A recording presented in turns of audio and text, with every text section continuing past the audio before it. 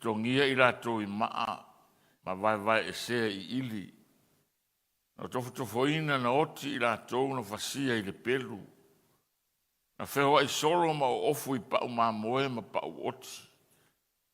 O mativa I rātou ma popua ngātia. Ma whaasau noa ina. E rea o ngāre ro rangi o na iaio I rātou. Na whewa I soro I rātou I le vau, ma maunga, ma ana, ma lua I le ele. O I rātou uma ia o wat na tau le leia, o na o le whaatua tua. Na le maua I rātou le mea na fola ina. E na ua saunia e le atua se tasi mea siri o na lei mo I tātou. Ina ia le whaato toa ina I rātou pe ale iai I tātou.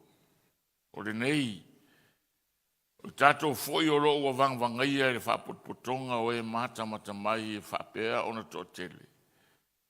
I nā tātou tu e se ia o mea mamafa uma, a toa male angsala, e whaalawe ngō whia ai I tātou. Ia tātou tau whetuli male o na sai le ala tanu o I o tātou luma. Ma ia wawa ai atu I a Yesu, o lena te taita ina, ma lena te whaato o toa ina, le whaatua tua. O lena o na sai le sa tauru, na whaatau waa ia te ia le mā, o na ole oli sa tu I o na luma.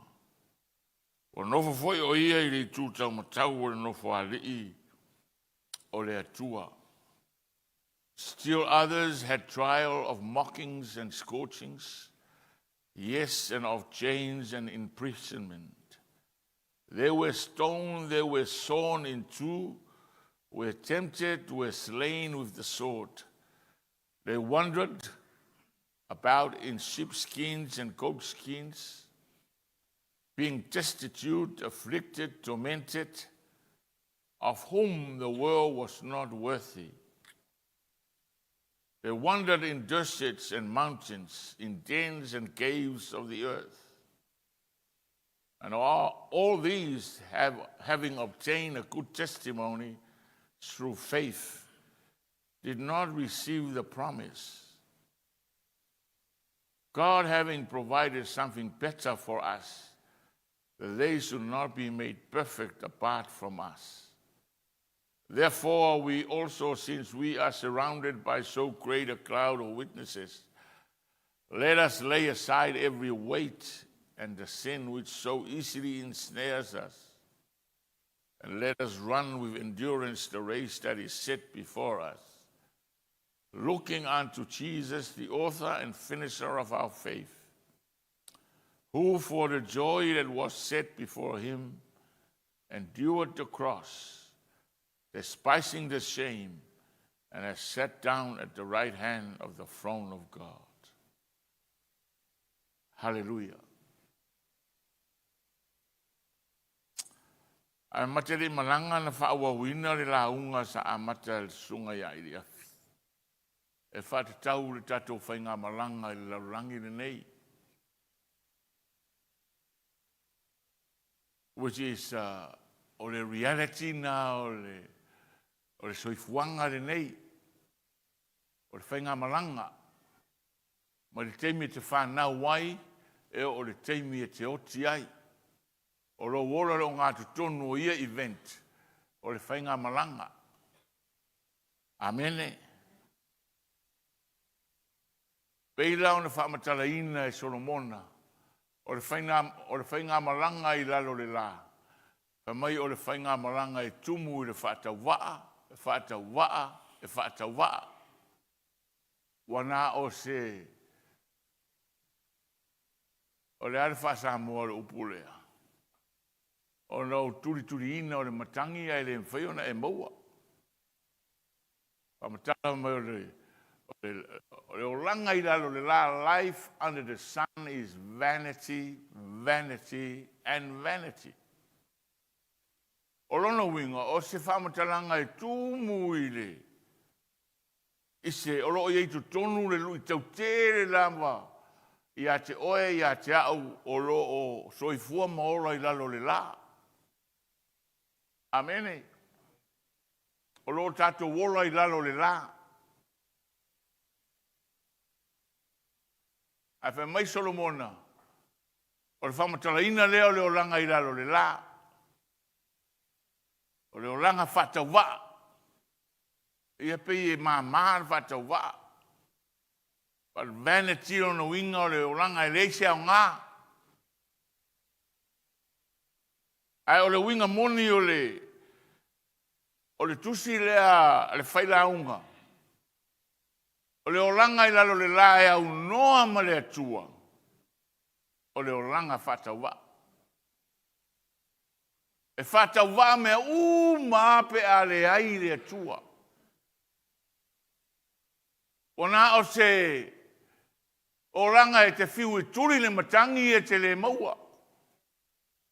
E te manao a e te le maua. E te oono a e te le maua. E te nau e te miti, e te moe miti a te le maua. Aisea, awai le ai se mea I le lalolangi le nei. E malie ai le anganga o le tangata ola. Na whaia e le atua. Wana ngā le atua. E eile mei tu tonu I a te oe. Tele o teimi e tele iloina. A o le aunga nā po le winga nā o lo wolanga turi mea malava. E le malie. Wa e le malie lava. The spirit of man will never be satisfied with anything under the sun. That's how God created the human being. Ona o le whausanga le na whaweita atou o le atua. E iei le mei tu tonu I ate, o iei le mei tu tonu I ate au. Ma so se tangata ola le lalolangi na nei. O le ale umi e te soifua ai lalo le la. E le mawhai o na malie. Fato a malie a pe a no fo tupu le atua na whaia tangata I tu tonu o le mea lea. Mena nai mafuai fai upu le tatu fai tauana nei. Mai Solomona le ale I unga o mea uma. Ale I unga o mea uma. Na uma na o le poto, na sili lo poto I sese mua po sese muni. Na uma na o le oa, na matuatu watu lo mea uma na o maua. Ele ai sese tusa le oa. Ma te mau a inga e pe o Solomona. Wa mai o mata le malie, o te linga le tumu. Fa longo, va ai le ai se mea na malie ai. Wa mai loa, o le unga o mea uma. Pa wale, o le unga le o mea uma e malie il tangata. O lo matau I le atua. Tau si au tu la fono le atua uma. Pau wale o le fulfillment. O le taunu unga o le mali family ina le o le tangata ola I lalo le la. O lo matau I le na whaia oe. Ma le tau sia o ana polo inga.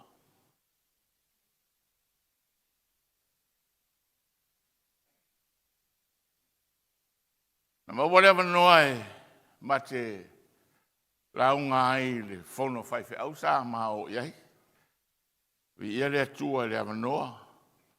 Ka tumu te le whaiwhi au. Mai Amerika, New Zealand, ma Australia. Ia no launga le ai le. Fatua tua whaane ma lo le atua. The kingdom faith. O le fatua tua whaane malo le tua. The kingdom that is required in the kingdom of God. O le malo le tua. O le pureanga le tua soifua. The kingdom of God is not a place, but it's the rulership of God. O le pureanga le tua. O le pureanga le tua. ese ma le pule anga le lalolagi lenei. The kingdom of God is different from the kingdom of the world. O le pule anga le atua e pule le atua. A le pule anga le lalolagi nei e pule satani le ti Apollo. Amene. O le lalolagi la nei pa o le lalolagi nga salama. Ma ua whapea ona. Iaile. Le mala. The curse. It's a cursed place. Fatanga ai le atua o le pule ao I me umana whaia. O na pule ai le ti Apollo. Amene.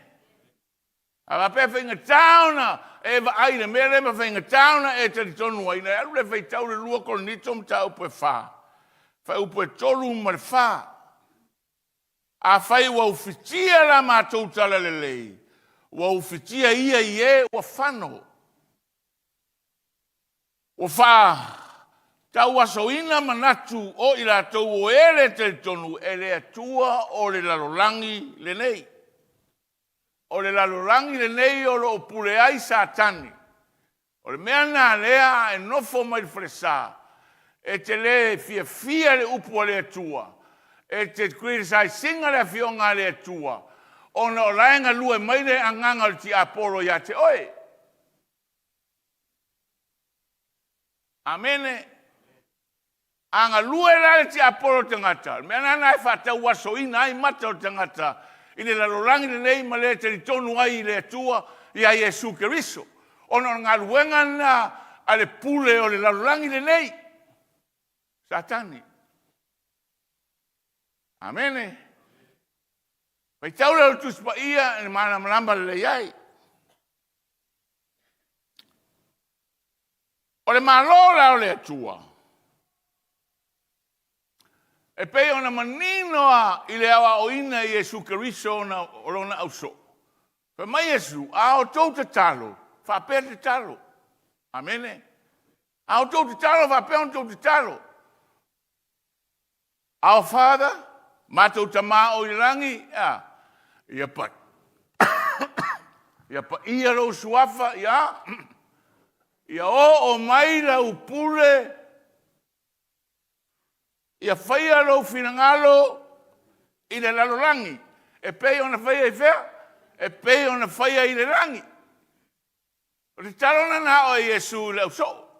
Whamai, lo mātou tamā o I le rangi, e pa I haro suafa. Ia o mai lau pule, ma whai lau fina ngalo.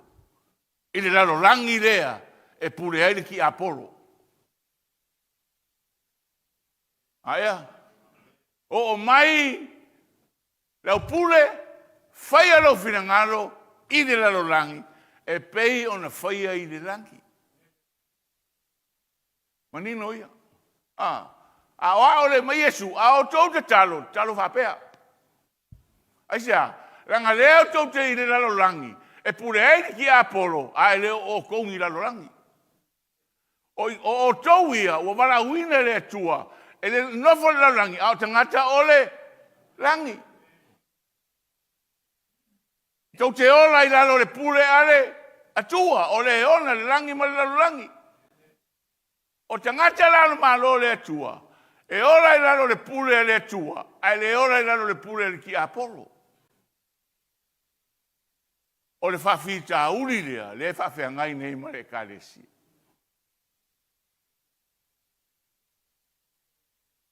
Amen. Whawhita uri lea. Le whawhiangai ma le kālesi. Na whawhiangai le teime o, I le maranga Israelu, e tu saai ma le walauina I la tau e le atua e vea maon tangata, a mai e le atua au profeta ina ia toe foi Israelu. Amen. I le mafutanga ma le atua, sa whapea na whawhiangai Israelu mu whawhitauli, o whawhitauli na whawhiangai ma Israelu, o whawhitauli foi, le whawhiangai ma oe maa u le aso le nei. Hallelujah. O le kalesia, o e ua whapea o na rātou talia ina, ia le whoranga le atua, e ala ia Iesu Keriso. Amen. O e uma talia ina Iesu Keriso e vea maali ma whaola. E ta ua o tangata o le tua. O e uma mtalia o ia na ia watu e ile manuia ta uai la toa. O whanau a le tua le tusina Ioane le evangelia. E ese le manino le fionga le tua. Amene. Rona winga o na talia o ia na ia watuai. Ele o le toto, ele o le tangata, ele o le nganga pa ia o le tua soifua. Amen. Rona winga. O o watalia Iesu Keriso e ve mali ma faola. Ele ni lalolangi i latou. Ele te tau o na whaamalia ina oe le lalolangi. Ele te tau o na malie oe le lalolangi le nei. Esea, ranga wa ese lau destiny. But this is where the struggle of the church is. O ira lea e matua te lea ia le lui tau. O roi to tonu o le kalesia le atua soifua. O wala wina I tātou o tangata o le langi, a oro o tātou wola I le lalolangi.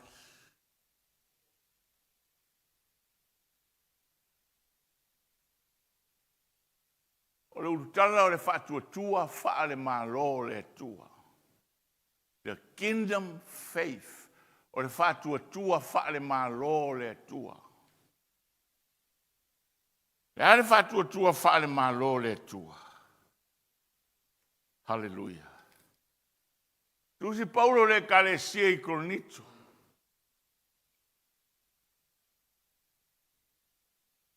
I mea e au na sava vali e tangata whaale anganga, wha maire o Paulo. Na o na mea uma I e whai ma whai longa. Wa tusi a fo I e whai ma apo po inga mo I tātou o e wauri a mai ai tau sanga I ngata ai.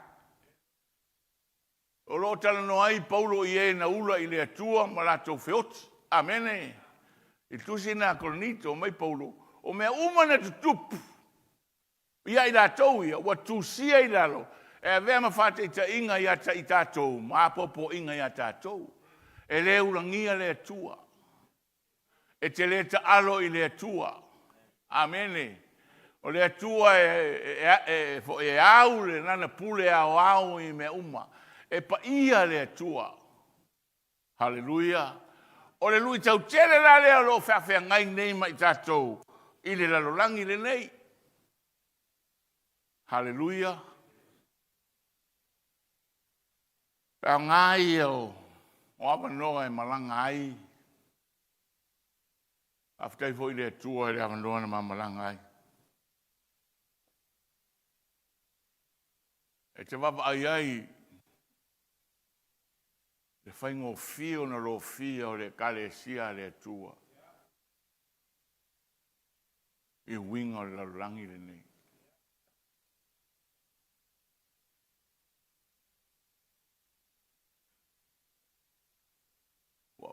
O le worship pe o ngi kongu seki.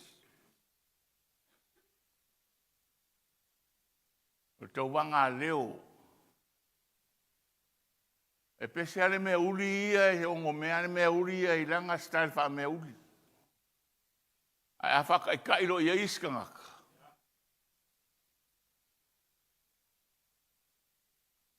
O kaso ka whangoa ngoa. Vadurera utala I luma o whaifi au uma. We become so familiar with the system that is governing us. We are living a Christian life like the system that is covering us. Le winga o utala. Ole, tu ainga, whainga ma lo lea rulinga lalangi I le democracy. Ole matafa yo I mua mawalunga I tonu o democracy. O lau right. Oe ke puli. Amene. Oe. You are a man. You are the woman. You are the man, you are the woman. He said to way to turn with democracy. Man is the apex. Man is the highest authority. Wasahora mene kongo le kalesia.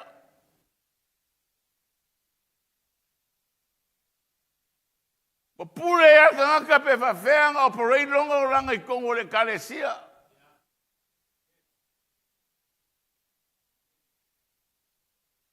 Pule pole anongo ofu ilumo kanga. Pule pole anongo style. Amene. Usao meia. Alfafita ulila ole kalesia le tua. E pui le fionga le tua. E iaita iala. E ia tu la fono. E pui le fionga le pa ia le tua. Le system lea. O le mema mua lea. Pulea oe the self-right, self-governed. Pulea oe. Ilau style. Amene. Ira. Lea na matua matautia o na oro palaina ai Israelu. Ile rato whainga malanga.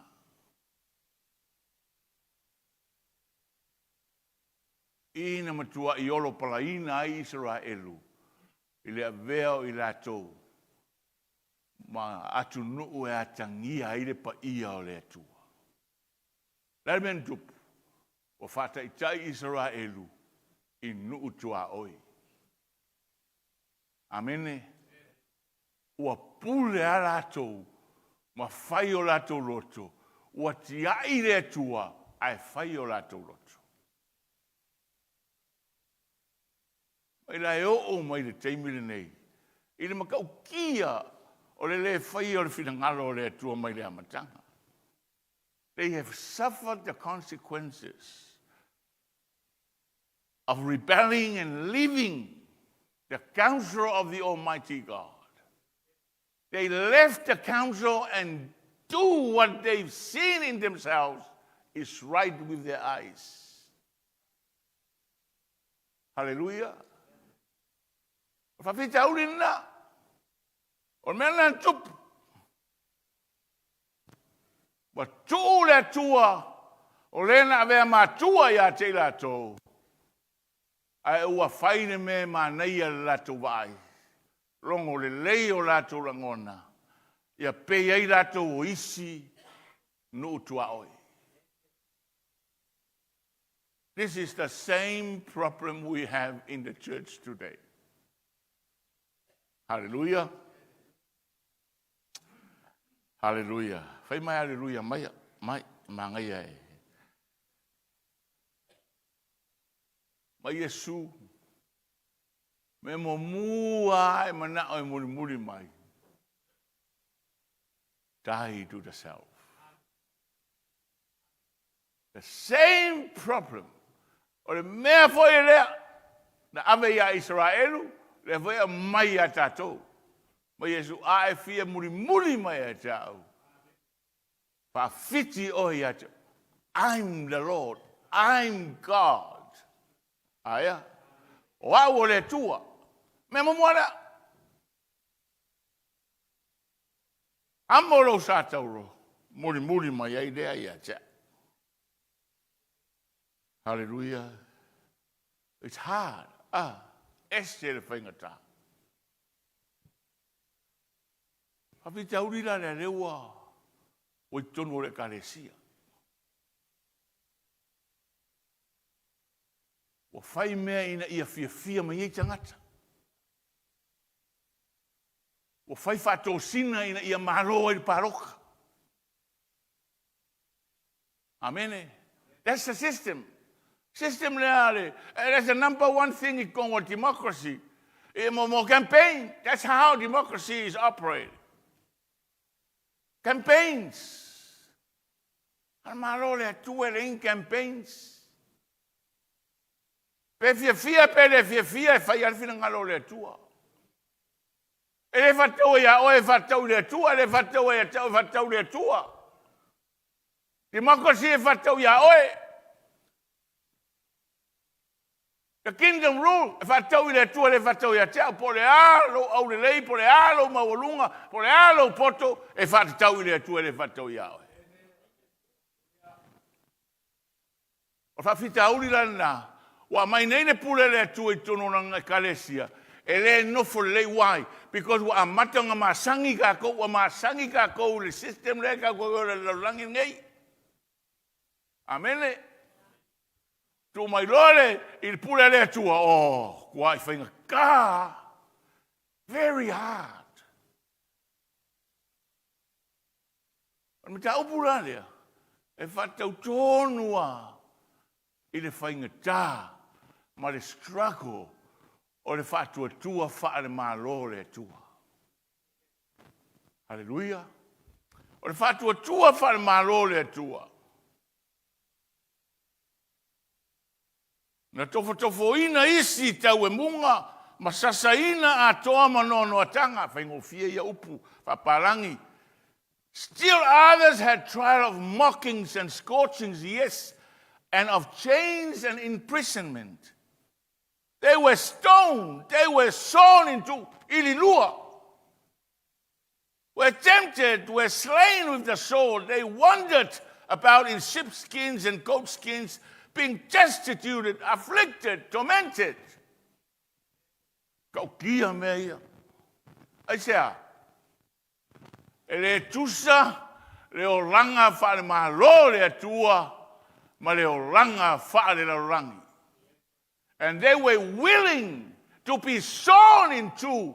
Whamaina maramani lia ina ia ili lua, ai lema whai ona whawhiti ina le atua, lo rato watua. They were willing to be tormented. They were willing to die. Na iaine loto malia ia otia ia aua nei whawhitia Iesu Keriso. The kingdom faith.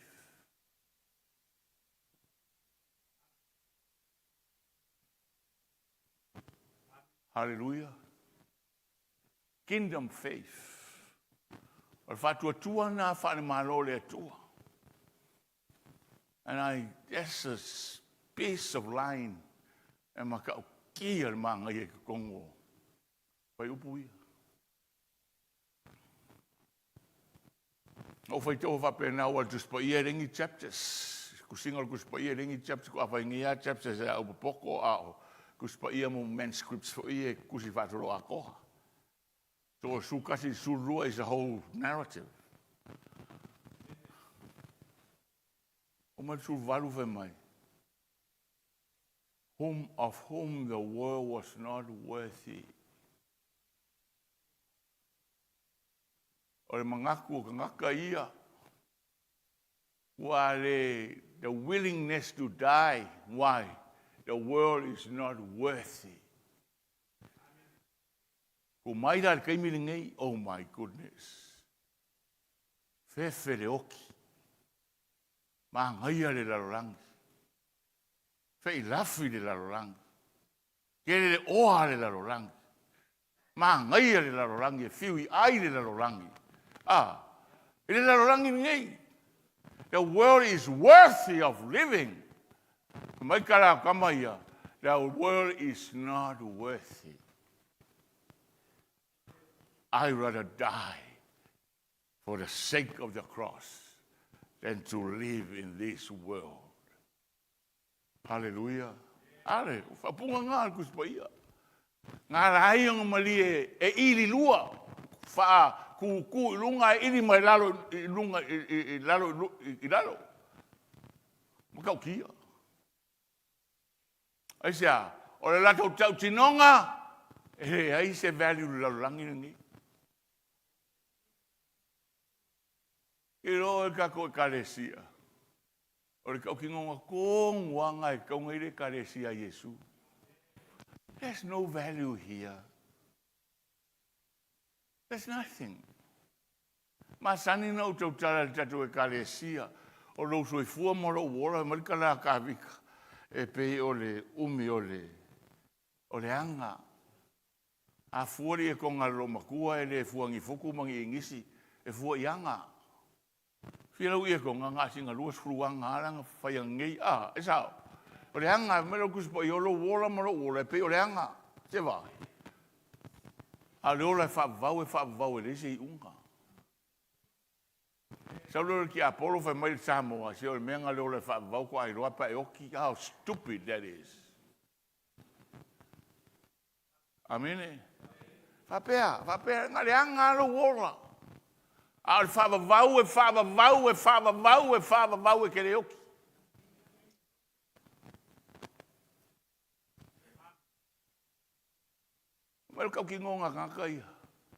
This world is not worth. There's nothing valuable here.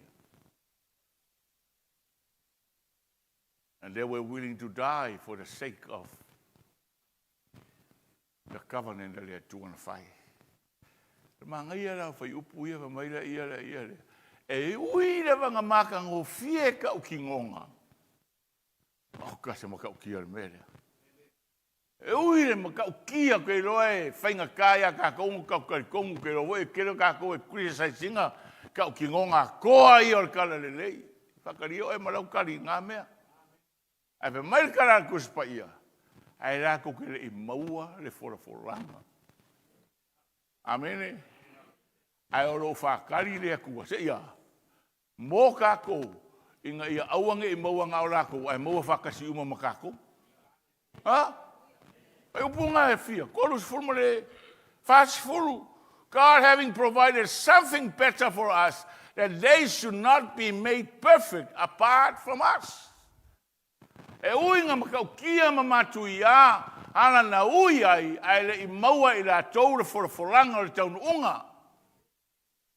O lo whatari le atua, mo oe mo au le kalesia le atua le langine. Kaukia.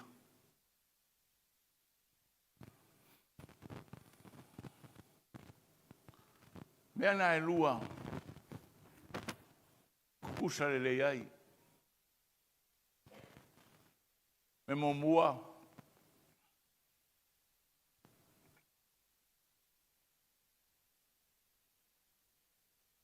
loving God more than themselves.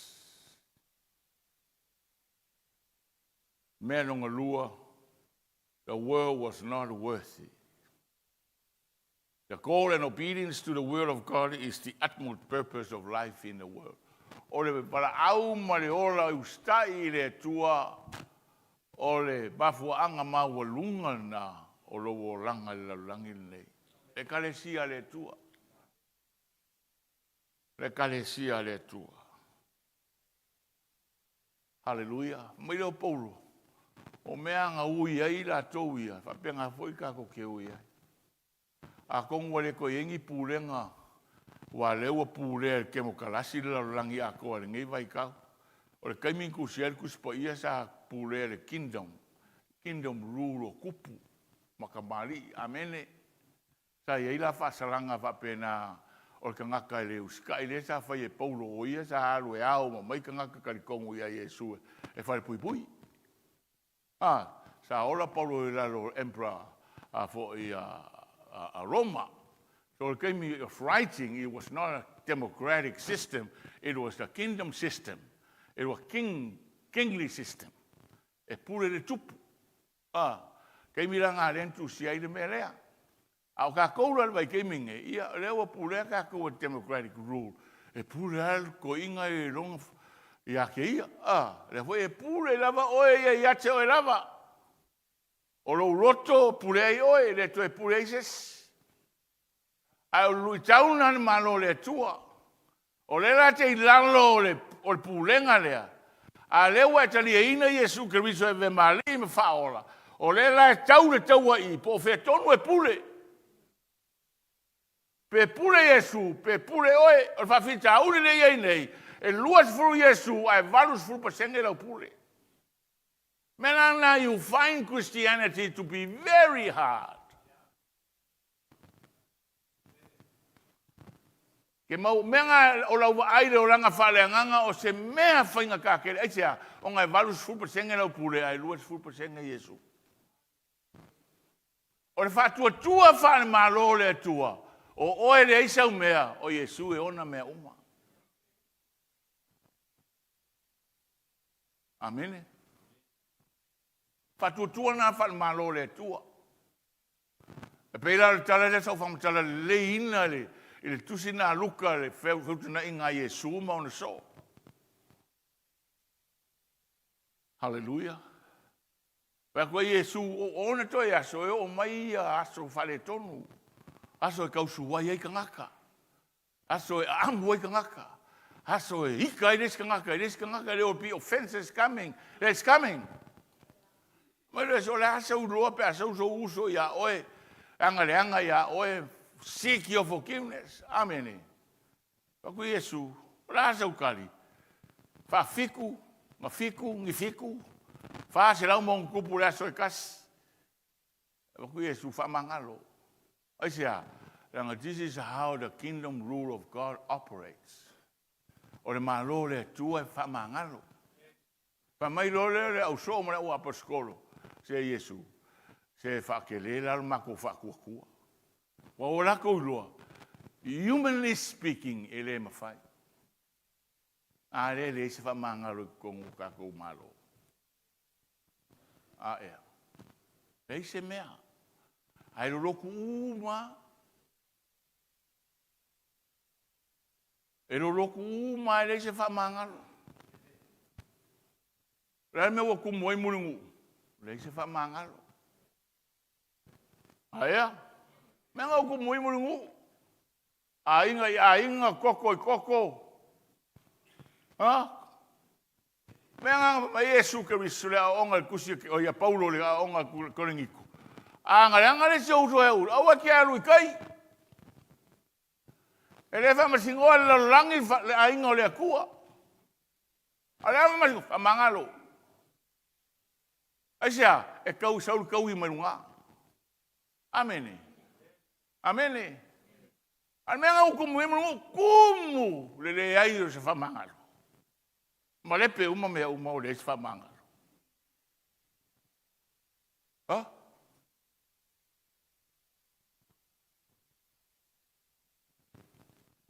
E fa gloria Yesu ai singa fa ko pe fatu.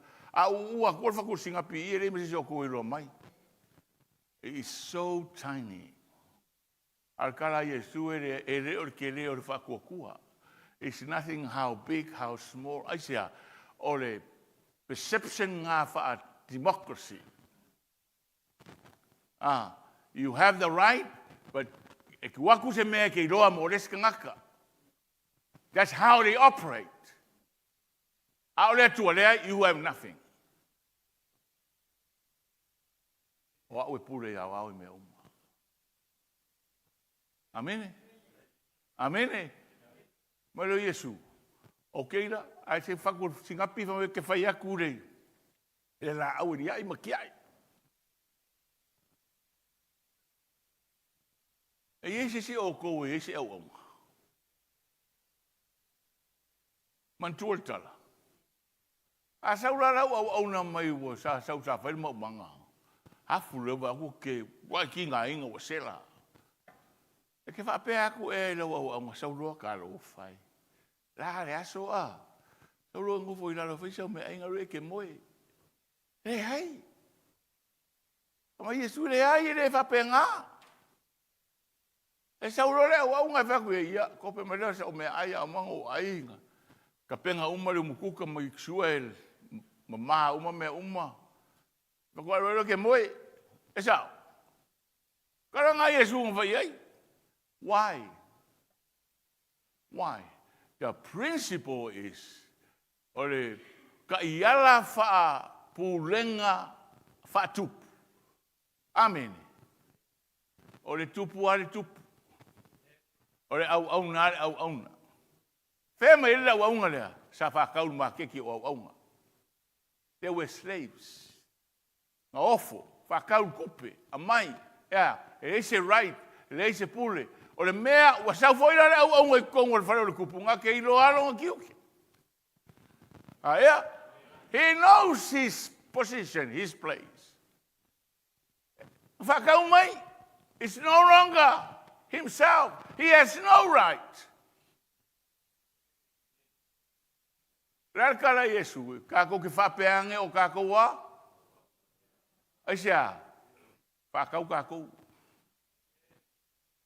Po le alo wā nganga iai, po le alo makau kianga iai, ngā whakau oe lea kua e ala ia Yesu Keriso.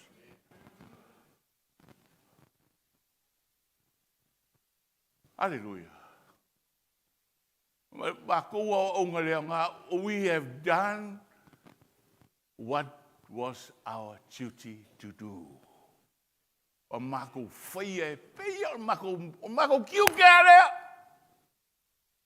Laukara was o laukara e whai so se mea o te whaia. O le pure anga wha tupu leo le malo le tua. Amene. Apeta. O whape ngā fōira le raningo le malo le tua. E se laupa senge le pule le kua. E se laupa senge lo ngā wai le pule.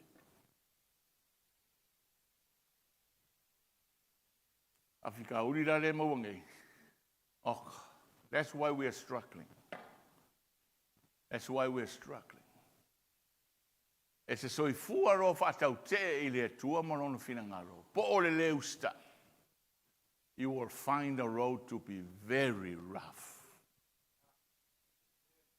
O le makua I ngā wā o le awara.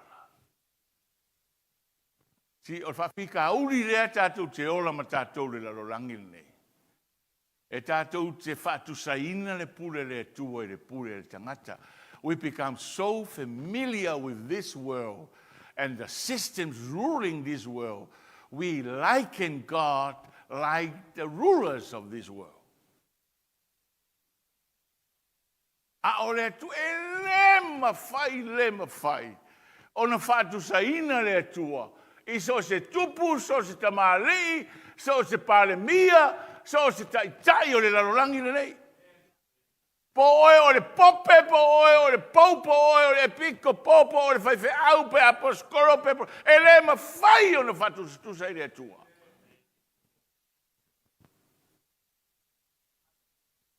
E pule whapere tua uaro I a te ia le mana, na te loa haine le lei mo oe, na te loa hai manuia mo oe, e pule ao ma le amatanga e o le ngā taanga, pe te ola, pe te oti, e iei le tua I me uma.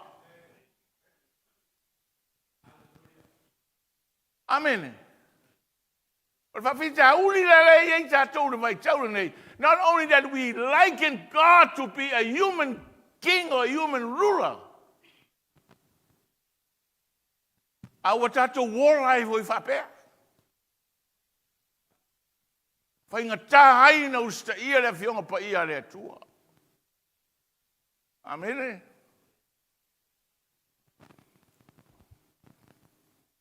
I struggle ngā rei. Mai ro leo. Le Peru. O kanga umara ia ngā ili lua, makuri e mangu I le vaonga o lako whakuakua. Kanga umaia ngā whai ai, maula I ai. Kanga o le larorangi o ngā lako whakuakua I le akua. Raua whioki, raua ngofo, raua maka mai. They are no longer slaves, they are no longer reached by any mockings of the world. They are now sitting in the realm where God rules. Au raua maka mai. I le au whakuakua po le kalesia Yesu. Le whai maranga aku le awala lenga huiai. Amene. Ele ese le awalanga mai la wali nga e tira e kukusa le ria awala. Awala o lo loko pe pule ya oe. o lau wa aire laro rangi po ke ola mo ingepe, ke ola mo lunga. Amene. Same principles. O le rai maka mai. Rai maka mai ma le kapua inga. Keep going. Keep going. Hallelujah. Ma ngai o fai upu ngai masangi nga kere launga ai. A cloud of witness, let us lay aside. Whamai reo le kara. Ku esera ka kou mea. O mea ia nga struggle ai ma ave malu I tau I la tau I paki mai. Whaba mai. Let us lay aside every weight and the sin which so easily ensnares us. Tu esere nga sala ma mea mai lei ai o tatou whatuatua. Ai a whapea and every weight mea ma mawhai ai tatou. And let us run with endurance the race that is set before us. Upu ana mai le tua ro loto nel tai au tatou. Ta mo e pe fai malanga male ono sa.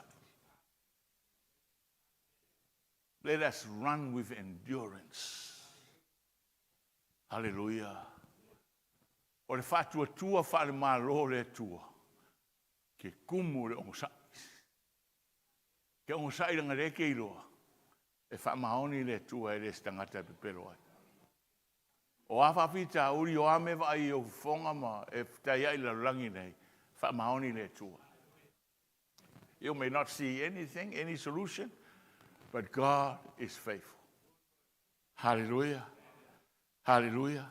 My Lord, you are looking unto Jesus, the author and finisher of our faith, who for the joy that was set before him endured the cross, despising the shame, and has sat down at the right hand of the throne of God. Kau rai lau vai. Ese whaikao kau rai ngai vai kau. Hallelujah. Hallelujah. Kau ai aku anga. Kau whangau ki vive aku I le misa moanga po oka. Karo whai le laro langi.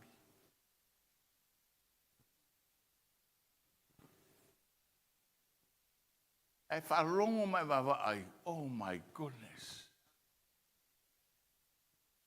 Pe wa maka o ngā waiko kongo Samoa le anganga le I whafo. Ka ku whawhekai wale eis ka māroa le judgment table. Wa ku rai mai ki ngā, wa ku rai mai whawhinge. Oi ka lofa. The whole principle is thwarted. I don't know how, but my ears are tuning in way ahead. Ia pewa, wa fai my proud, declaring my pride le mea. Oh my goodness. Sa o awa pule la rangi. That's the worth of the world. E kalesia Yesu. E ni wharauinga ka kou mo mea ia. O kau wanga o le kingo. E o kau wanga o le kingo wharauinga ka kau wanga o le anganga. E o kau wanga o maka. Hallelujah. E nga sa uro ko rua o ka fefe. Ia, ka kiri whamasingo kai ko, whamasingo le laurangi mea le laurangi. But this, I'm talking to the church. We are not for that stuff. Way not. We are here for the glory of God and God alone. E ke whiu I kau whapipi le laurangi le akua e le mawhai. Le mawhai. Pengo o ka ua o kere I alu. E lua upu whamkara I ngai le upu lor pa ia. First is purity. Holiness is the purity of God. Secondly, holiness means the otherness of God. E le ai sese kukusa ma le akua. Amene? Amene? Throughout the whole thing of akua maka o nganga mai ai i lanu o le homosexuality ma me uma whapea ua amaka o ngā publicly declared Kongo Samoa. O mea ia inga haere kua. Mea ko ngoa ia reanga makua aoro pala inga iso koma makomoro e o mai aso nge ua fiu isu e mea kukuai. When you try to change the natural creation of God. I don't know about your personal, your democratic view, but I'm your pastor. Chuck out your democratic view. Will take you to nowhere. Embrace a kingdom view. The view of God Almighty. Hallelujah. Hallelujah. Rale fatutua falmalo le tu. Ile ya sisi avem fata ita. Ma Yesu tama awale ya sisi awal. Not my will, but thine be done. O fire stinga is painful. But if there's no other way, e leo le meo ke mga oai, ai a whaia lo finangalo. As the kingdom faith, fatu tua nai finangalo hoi le tu, e tu tonu lana e kalesia, maona tangata. Pamanuia mai le tu e a mitaya.